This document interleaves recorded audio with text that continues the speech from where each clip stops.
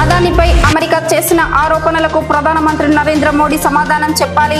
CPI జాతీయ కార్యవర్గ సభ్యులు మాజీ MLA Chada Venkatareddy. Julapalli police station ను ఆకస్మిక తనిఖీ చేసిన Ramagundam police commissioner M Srinivas.